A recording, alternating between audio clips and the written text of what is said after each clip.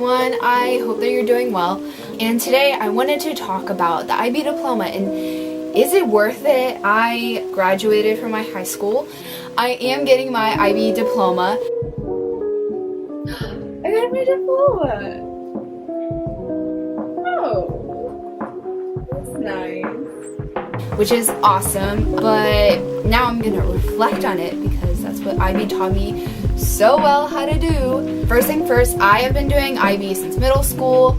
I did IB NYP, but I really don't think that IB NYP is that difficult compared to the diploma program, because the diploma program is when it really hits.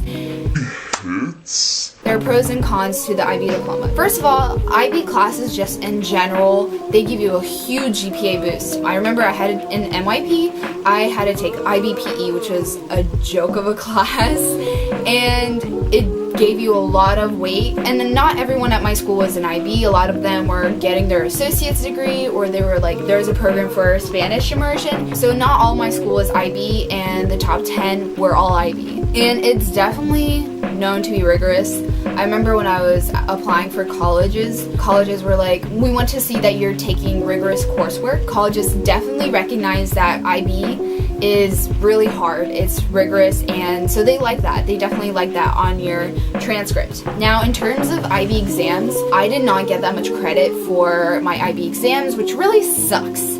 But that's not necessarily IB's fault. IB exams are really tough. That's just my university being really picky about what college credit they actually want to accept. So academically, IB looks really strong. As for personal growth, I'm really thankful for all the teachers that I've had. I had amazing teachers, and I think that definitely depends on each IB program at every school. But I had awesome teachers that were tough sometimes, but if you want to grow and develop, you need to go through some hard courses. And I definitely had those difficult courses that weren't just difficult like giving you lots of busy work, but they were very insightful. They were teaching you critical thinking skills and questioning everything, which I think is very useful in today's environment where you're always being plummeted with lots and lots of information through the internet and such. And I just had very inspiring teachers that pushed me to the career path that I'm choosing today. Now, whether I would choose IB or AP, there are definite differences between IB and AP. I know, for example, that IB psychology,